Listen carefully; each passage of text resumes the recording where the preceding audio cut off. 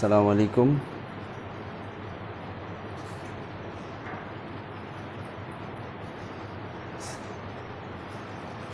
আলাইকুম। আজকের তৃতীয় পর্বের মেশিন শপ প্র্যাকটিস 2 ক্লাসে আমাদের তৃতীয় পর্বে মেকানিক্যাল টেকনোলজি ছাত্রদের আমি শুভেচ্ছা জানাচ্ছি এবং এই করোনাকালীন সময়ে আল্লাহ তাআলার কাছে হাজারো কোটি শুকরিয়া যে আল্লাহ আমাদেরকে আবার পুনরায় ক্লাসে যুক্ত হওয়ার, অনলাইনে যুক্ত হওয়ার আল্লাহ তাআলা সৌভাগ্য নসিব করছেন। এই জন্য আল্লাহ তাআলার কাছে হাজারো কোটি শুকরিয়া।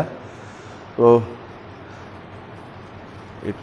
আজকে আমাদের যে ক্লাস, সেই ক্লাসের মূল প্রেক্ষাপট আমরা এটা আগে মেশিন শপ প্র্যাকটিস 1 সেখানে আমরা দ্বিতীয় পর্বে এটা পড়েছি। তো তারই ধারাবাহিকতায় মেশিন শপ প্র্যাকটিস 2। তো এখানে আমাদের মূল যে বিষয়টা হলো আমাদেরকে সাবজেক্ট ওয়াইজ যে ক্লাসগুলো আছে সেগুলো যুক্ত হইতে হবে এবং সাথে সাথে আমাদেরকে সে অনুযায়ী প্রিপারেশন নিতে হবে এবং সামনে আগত পরীক্ষার জন্য যাতে আমরা এরকমভাবে প্রস্তুতি নিতে পারি, সেই প্রস্তুতির পর্বটা আমাদেরকে ভালোভাবে সেরে নিতে হবে। তো আমি আল্লাহর কাছে আশা রাখি এবং দোয়া করি আমাদের সকল মানুষ যাতে আল্লাহ তাআলা সুস্থতা এবং করোনা ভাইরাস থেকে আল্লাহ তাআলা আমাদেরকে হেফাজত করেন, সেই জন্য আমি এরকমভাবে আল্লাহ তাআলার কাছে দোয়া এবং আশা রাখি। তো মেশিন শপ প্র্যাকটিস 2 এটা মূলত এখানে আমাদের 3 ক্রেডিটের যে সাবজেক্টটা আছে, তো এখানে থিওরি ক্লাস আমাদের একটা হবে এবং প্র্যাকটিক্যাল থাকে সাধারণত 2টা। তো এটার জন্য আমাদেরকে এরকমভাবে প্রস্তুতিমূলকভাবে এরকমভাবে এখন থেকে প্রিপারেশন নিতে হবে এবং সরকারি পরবর্তী সিদ্ধান্ত অনুযায়ী আমাদের যে ব্যবহারিক ক্লাসের নীতিমালা হবে বোর্ড কর্তৃক, তো সেটা এরকমভাবে আমরা এরকমভাবে সেই অনুযায়ী প্রস্তুতি নেব। তো আমাদের এই সাবজেক্টের প্রথম অংশে যে বিভিন্নভাবেই এটা এরকমভাবে সিলেবাসটা ডিজাইন করা হয়েছে। তো প্রথম যে এখানে যেটা নিয়ে আসা হয়েছে লেদ মেশিনের বিশেষ কার্যাবলী। তো আমরা এর পূর্বে লেদ মেশিনের যে বিভিন্ন কার্যাবলীগুলো এগুলো মেশিন শপ প্র্যাকটিস 1 এরকমভাবে কিছুটা আমরা জেনেছি। এখন আমরা এরকমভাবে আবার সে বিষয়গুলো একটু পর্যালোচনা করব ইনশাআল্লাহ।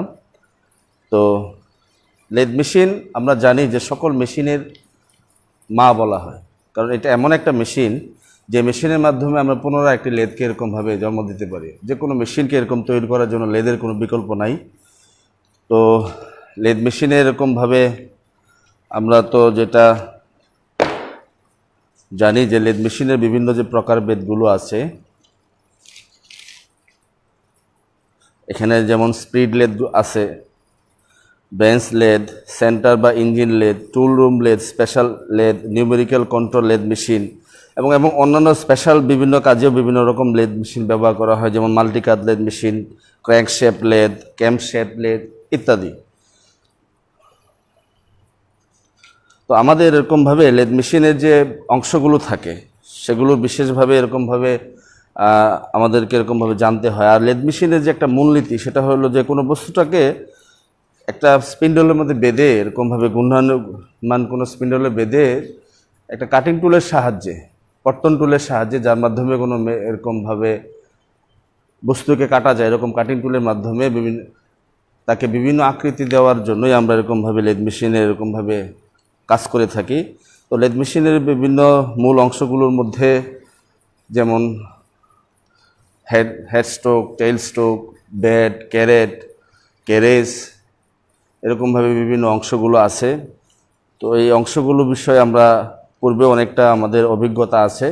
তো এখানে মূল যে বিষয়টা হলো লেদ মেশিনের যে চাকগুলো আছে, আমাদের হেড স্ট্রোকে যে চাক থাকে, এই চাকগুলো নিয়ে আমি কিছুটা এখন আলোচনা করব।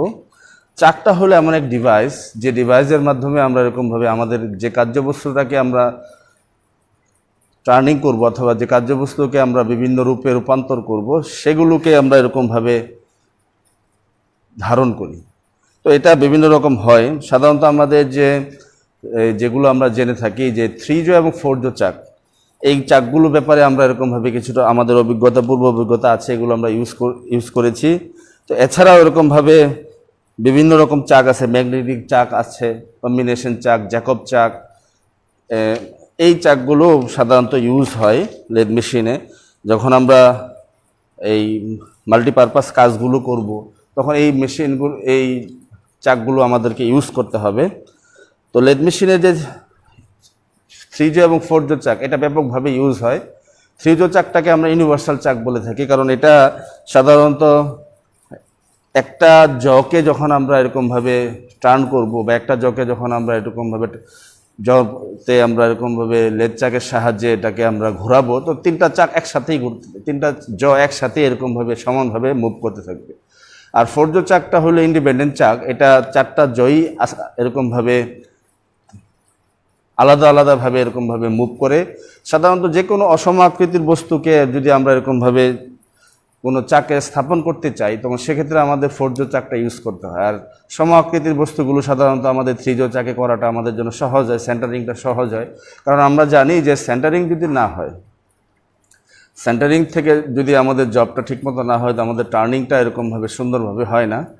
তো এই জন্য আমি দেখা গেছে যে আমাদের যে কোনো সম আকৃতির জবের ক্ষেত্রে আমরা সাধারণত 3 চাকটা ইউজ করতেছি। আর অসম আকৃতির যে কোনো জব বা যে কোনো জব যখন এরকমভাবে সোজা না থাকে, সেক্ষেত্রে আমরা এরকমভাবে 4 চাকের সাহায্যে সেটাকে সেন্টারিং করে থাকি। আর ম্যাগনেটিক চাকের ক্ষেত্রে আমরা যেটা ইউজ করি, যে যখন একটা বস্তুটাকে যখন আমাদের এরকমভাবে জর সাহায্যে আটকানো যায় না, অথবা এটা যদি একেবারেই ছোট একটা বস্তু হয়ে থাকে, তো তখন আমরা এটাকে 180 ডিগ্রিতে চাকটাকে ঘোরানো, এই ম্যাগনেটিক চাকটাকে ঘোরানো যায়। সাধারণত এই ম্যাগনেটিক চাকটা আমরা ক্ষুদ্র, খুব ছোট ছোট পার্টস থাকে অথবা পাতলা আকৃতির যে পার্টসগুলো থাকে, সেগুলোকে আমরা আটকানোর জন্য সাধারণত আমরা ম্যাগনেটিক চাকটা ইউজ করে থাকি। আর আরেকটা চাক এখানে আছে, যেটা হলো কম্বিনেশন চাক। সাধারণত 3 চাকটা হলো ইউনিভার্সাল, 4 হলো ইন্ডিপেন্ডেন্ট আমরা বলে থাকি। আর কম্বিনেশন চাকের মধ্যে 6টা জ থাকে সাধারণত। এই 6টা জ অ্যাডজাস্ট করা হয়, এবং এই সাধারণত একই কাজ করতে হবে বারবার।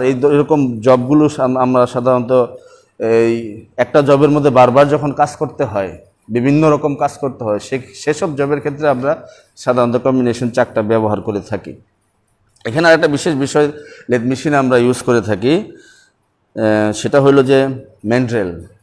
ম্যান্ড্রেলটা হলো এমন একটা হার্ডেনিং বা টেম্পারিং করা একটা দণ্ড, ট্যাপার করা দণ্ড বিশেষ, যেখানে আমরা সিলিন্ড্রিক্যাল জবগুলো হোল্ড করি। কোনো জব যদি সিলিন্ড্রিক্যাল থাকে, তো সেখানে আমরা এরকমভাবে জবগুলো হোল্ড করি, এবং এগুলো ড্রিলিং বা বোরিং অথবা এরকমভাবে রিমিং করার জন্য সাধারণত আমরা ম্যান্ড্রেলটা ইউজ করে থাকি। এই আমাদের মোটামুটি লেদ মেশিনের হেডস্ট্রোকে আমরা চাকের বিষয়ে মোটামুটি আমাদের একটা ধারণা। এছাড়া আমাদের তো জ্যাকব চাক আছে, ড্রয়িং কলেট চাক আছে, এই ধরনের বিভিন্ন চাকগুলো সাধারণত ইউজ করি। আমি আগেই বলেছি যে লেদ মেশিনের যে চাকগুলো আছে, এগুলো সবগুলো সাধারণত আমরা কেন ইউজ করে থাকতেছি, আমাদের বস্তু ওয়ার্কপিসকে হোল্ড করার জন্য, ধরার জন্য, এরকমভাবে ওয়ার্কপিসগুলোকে এরকমভাবে আঁকড়ে ধরার জন্য, যাতে আমাদের এরকমভাবে বিভিন্ন রকম যে লেদ অপারেশন আছে, turning, milling, boring, rhyming, shaping, tapering, এছাড়া অনেক কাজ যেগুলো আছে, সবগুলো কাজ যাতে আমি এরকমভাবে সুচারুভাবে এবং সুন্দরভাবে করতে পারি, সেজন্য তো আমাকে ওয়ার্কপিসকে হোল্ড করতে হবে। সেই ওয়ার্কপিস হোল্ড করার জন্য আমাদের হেডস্ট্রোকে আমরা বিভিন্ন রকম চাক ইউজ করে থাকি, এবং এই বিভিন্ন রকম চাকগুলো ইউজ করার প্রেক্ষাপটগুলো হইল কাজের ধরন অনুযায়ী, বস্তুর আকৃতি অনুযায়ী, কী ধরনের কাজ আমি করব, একই কাজ কি বারবার হবে কি না, বা এই কাজগুলো আমাদের এরকমভাবে এই কোন আকৃতির হচ্ছে, কাজটা কি আমার ওয়ার্কপিসটা কি বড় না ছোট, এই ধরনের বিভিন্ন কিছু প্রেক্ষাপটে আমাদের চাকগুলো আমরা নির্বাচন করে থাকব। তো এটা মূলত আমাদের লেদ মেশিনের চাকের বিষয়ে একটু আলোচনা হলো। তো এছাড়া আমাদের লেদ মেশিন যে আমাদের ইউজ করি, তো লেদ মেশিনটা আমরা মূলত যেটা চিন্তা করি শুধু টার্নিংয়ের জন্য আমরা ইউজ করি। আসলে লেদ মেশিন হলো এমন একটা মেশিন যেখানে আমাদের বিভিন্ন রকম ডিভাইস এবং বিভিন্ন রকম অ্যাটাচমেন্ট ইউজ করার দ্বারা আমরা এরকমভাবে আমরা বিভিন্ন রকম কাজ করতে পারি। তো আমরা সাধারণত হয়তো বা পূর্ববর্তী ক্লাসগুলোতে আমরা লেদ মেশিনের সাহায্যে টার্নিং, ড্রিলিং, বোরিং এগুলো করেছি। এছাড়াও অন্যান্য বিভিন্ন রকম স্পেসিশন এবং স্পেশাল পারপাস যে বিভিন্ন কাজগুলো আছে, সেগুলো আমরা এরকমভাবে লেদ মেশিনের সাহায্যে আমরা করতে পারি, সেগুলো আমরা পরবর্তী ব্যবহারিক ক্লাসগুলোর মধ্যে আমরা এরকমভাবে আশা করি এরকমভাবে করার আমরা চেষ্টা করব, এবং সেগুলোতে আমরা একটা দক্ষতা এবং আমাদের ইফিসিয়েন্সি যাতে চলে আসে সেটা আমরা এরকমভাবে ইনশাআল্লাহ চেষ্টা করব। এখন হলো যে আমাদের যে লেদ মেশিনের বিভিন্ন চাকগুলো নিয়ে আমরা এতক্ষণ আলোচনা করলাম, তো এখন আমাদের এরকমভাবে অন্যান্য যে বিষয়গুলো আছে সেগুলো নিয়ে আমি কিছুটা তোমাদের সাথে আলোচনা করতেছি। তো লেদ মেশিন এছাড়া আমাদের এরকমভাবে এই ম্যান্ড্রিল ইউজ আমরা করতেছি, সাধারণত ফেস প্লেট অনেক সময় ইউজ করি, অ্যাঙ্গেল প্লেট ইউজ করি, এছাড়াও আমরা এরকমভাবে স্টেডি রেস্ট, ফলোয়ার রেস্ট, এগুলো হলো লেদ মেশিনের অ্যাটাচমেন্ট বলে। এগুলো হলো অ্যাটাচমেন্ট হলো এমন একটা জিনিস যে লেদ মেশিনের কর্মক্ষমতার মধ্যে কিছুটা সীমাবদ্ধ থাকে, কিন্তু মানে মূল যে মেশিন থাকে সেগুলোতে কিছুটা সীমাবদ্ধ থাকে। তো পরবর্তীতে ওই মেশিনের সাহায্যে যদি আমি স্পেশাল কোনো কাজ বা কোনো ডেফিনিট কোনো কাজ যদি পেতে চাই, তো সেক্ষেত্রে আমাদের বিভিন্ন রকম অ্যাটাচমেন্ট বা আনুষঙ্গিক যন্ত্রপাতি ইউজ করতে হয়। এই আনুষঙ্গিক যন্ত্রপাতিগুলোই আমরা অ্যাটাচমেন্ট হিসেবে এরকমভাবে জানি। তো লেদ মেশিনের যে অ্যাটাচমেন্টগুলো আছে, তো অ্যাটাচমেন্টের মধ্যে steady rest, follower rest, mandrel, এটাও একটা তারপরে আমাদের আছে এরকমভাবে এক্সপানশন ম্যান্ড্রিলও আছে, বিভিন্ন রকম অ্যাঙ্গেল প্লেট থাকে, লেদ ডগ থাকে, টেল ডগ থাকে, এগুলো আমরা ইউজ করে থাকি সাধারণত। এখন আসি আমরা ফেস প্লেট।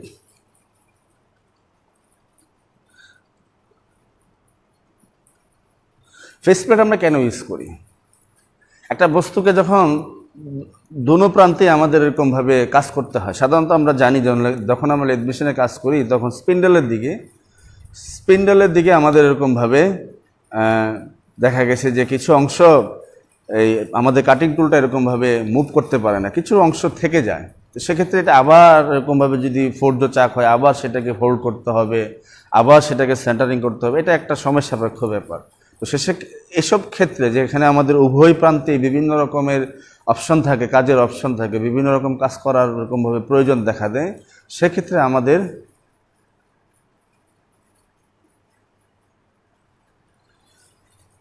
আমাদের এরকমভাবে ফেস প্লেট আমরা ইউজ করে থাকি। ফেস প্লেটটা বিভিন্ন রকম স্লট কাটা থাকে, এটা একটা প্লেটের মতো, এটা আমরা স্পিন্ডলে স্থাপন করি।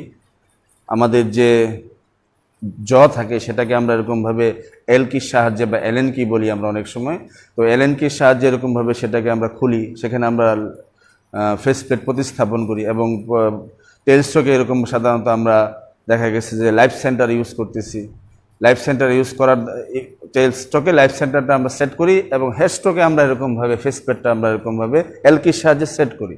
এবং এখানে আমরা এরকমভাবে জবগুলো যে জবটাকে কাজ করতে হয় সেখানে দুইটা প্রান্তে এরকমভাবে একটু ড্রিল করে নিতে হয় যাতে আমার জবের হোল্ডিংটা সহজ হয়। তো জব যখন হোল্ড করা হয় তো খুব সহজেই দুইটা সেন্টারের মধ্যে, ফেস প্লেটের মধ্যেও এরকমভাবে সেন্টার থাকে, লাইফ স্টকের মধ্যেও এরকমভাবে সেন্টার হেড থাকে। এই দুই সেন্টার হেডের মধ্যে যখন আমাদের ড্রিল করা অংশটা আমরা স্থাপন করি তখন এটা সহজেই এরকমভাবে অল্প সময়ের মধ্যেই স্থাপন হয়ে যাচ্ছে। পরবর্তীতে যখন আমরা একটা অংশের কাজ শেষ করে অন্য অংশের কাজ পুনরায় আবার আমরা করতে যাব, তখন জাস্ট খালি এটাকে আবার এরকমভাবে উল্টিয়ে তো আবার এরকমভাবে সেন্টারের মধ্যে, ড্রিল সেন্টারের মধ্যে আমাদের যে দুটা সেন্টার আছে, ফেস প্লেটের সেন্টার হেড এবং লাইফ যে আমাদের থাকে রিভলভিং সেন্টার যেটাকে বলি বা লাইফ সেন্টার যেটা বলি, সেটার সেন্টারগুলো যদি আমরা শুধু স্থাপন করি তাহলে সহজেই মানে কয়েক সেকেন্ডের মধ্যে আমরা যদি চাই যে 15-20 সেকেন্ডের মধ্যে আমরা এটা এরকম সেট করবো, সেটা আমরা পারবো, অল্প সময়ের মধ্যে পারবো। এটার জন্য খুব বেশি যে দক্ষতার প্রয়োজন আছে, খুব বেশি যে এরকমভাবে আমাদের এরকমভাবে ইফিসিয়েন্সি প্রয়োজন হয় সেটা না। কিন্তু সেক্ষেত্রে পক্ষান্তরে যদি আমরা এরকমভাবে দেখা গেছে যে ফোর্জ চাকে আমরা কাজ করি, তো যতই আমি ইফিসিয়েন্স থাকি না কেন দেখা গেছে ফেস প্লেটের থেকে তুলনামূলকভাবে 4-5 গুণ বেশি সময় লাগবে। তো সেই সময়টাকেও আমাদের হিসাবের মধ্যে নিয়ে আসতে হবে, কারণ আমরা জানি যখন আমরা কাজ করব তো সেখানে শুধু কাজ আমাদের বিষয় না, বিষয়টা হলো প্রোডাক্টিভিটি থাকতে হবে।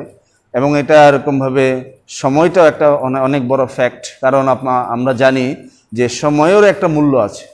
কাজের ক্ষেত্রে যখন একটা বস্তু এরকমভাবে আমরা করি, বস্তুটাকে আমরা কাজ করি, তো সেটার মধ্যে আমাদের অনেক কিছু হিসাব করতে হয়। শ্রমিকের শ্রম হিসাব আসবে, সময়ের হিসাব আসবে, ম্যাটেরিয়াল কস্টিং আসবে, আমাদের টুল কস্টিং আসবে, ফ্যাক্টরি কস্টিং আসবে, ওভারহেড বিভিন্ন কস্টিংগুলো আসবে, এরপরে না সেটা এরকমভাবে আমার প্রোডাক্টিভিটি কতটুকু পেলো, আমার এটা উপযোগিতা, এটা লাভজনক কতটুকু হবে, মুনাফার উপযুক্ত হবে কি না, সেটা কি লাভজনক হবে কি না সেটার উপর নির্ভর করে। এই জন্য আমাদের যে মূল বিষয় হলো যে সময়টাকেও এরকমভাবে আমাদেরকে হেফাজত করতে হবে, সময়টাকেও এরকমভাবে আমাদেরকে সেভ করতে হবে, যাতে করে আমরা এরকমভাবে আমাদের কাঙ্ক্ষিত এফিসিয়েন্সিটা অর্জন করতে পারি।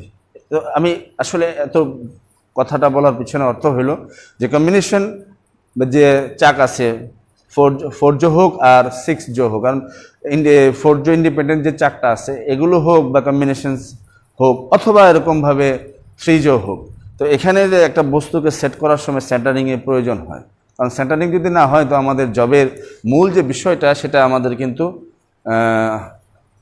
অর্জিত হবে না, যে জবের এফিসিয়েন্সি, প্রোডাক্টিভিটি সব কিছুই আমার এরকম অর্জিত হবে না। সেক্ষেত্রে আমাদের এরকম জব, যে জবগুলো উভয় প্রান্তে আমরা এরকমভাবে কাজ করতে হবে, তো সেখানে সময় সেভ করার প্রয়োজনটা খুব বেশি গুরুত্বপূর্ণ। আর এইসব ক্ষেত্রে আমরা সাধারণত ফেস প্লেটটা ইউজ করে থাকি, এটা আমাদের মনে রাখতে হবে। আর স্টেডি রেস্ট এবং ফলোয়ার রেস্ট, স্টেডি রেস্টটা হলো ফলোয়ার লেদ যে ওয়ে থাকে, লেদ বেডের যে ওয়ে, যে পথে আমাদের ক্যারেজটা চলাচল করে, তো স্টেডি রেস্টটা আমাদের ওখানে স্থাপন করা হয়। এটা আসলে চলাচল করে না, এটা মূলত স্থিরই থাকে আমাদের ক্যারেজের সাথে সাথে, সেটা স্থির থাকে আমাদের এরকমভাবে, এই জন্য এটাকে স্টেডি রেস্ট। স্টেডি আমরা তো জানি যে স্থির, তো এটা স্থির থাকে, স্থির থাকার কারণে তো এটা জবকে হোল্ডিং করে। সাধারণত দেখা গেছে যখন আমাদের জবগুলো বড় আকৃতির হয়, লম্বা চিকন বড় আকৃতির জব, তো সেক্ষেত্রে আমাদের টার্নিং করার সময় টুলের কাটিং টুল যখন আমরা দিয়ে জবে টার্নিং করি, তো সেখানে দেখা গেছে যে টুলের যে টার্নিং করার সময় যে একটা ফোর্স ক্রিয়েট হয়, কাটিং স্পিডের সাথে যে একটা ফোর্স হয়, ইন্টারনাল ফোর্স ক্রিয়েট হয়, ওই ফোর্সের কারণে অনেক সময় যদি লম্বা বস্তু হয় তো সেক্ষেত্রে বস্তুটা বেঁকে যেতে পারে। তো এই প্রবণতা থেকে এবং এই ত্রুটি থেকে বাঁচার জন্য আমরা সাধারণত স্টেডি রেস্টটা ইউজ করে থাকি, এবং স্টেডি রেস্টটা আমরা এরকমভাবে এইসব ক্ষেত্রে আমরা ইউজ করি। আর ফলোয়ার যে রেস্টটা আছে, ফলোয়ার রেস্ট স্যাডেলের সাথে, ক্যারেজ বা স্যাডেল যেটা আছে তার সাথে এরকমভাবে সেট করা হয়। ক্যারেজ বা স্যাডেল যখন এরকমভাবে চলাচল করে তার সাথে সাথে এই আমাদের ফলোয়ার রেস্টটা চলাচল করে থাকে। তো এটাও একই বিষয়, আসলে যখন বস্তুটা আমাদের এরকমভাবে একটু বেশি বড় হয়, তো সেক্ষেত্রে আমরা এই দুটা জিনিস ইউজ করে থাকি। তো আমাদের এছাড়াও আমরা অনেক সময় লেড ডগ ইউজ করি। লেড ডগটা আমরা কেন ইউজ করতেছি,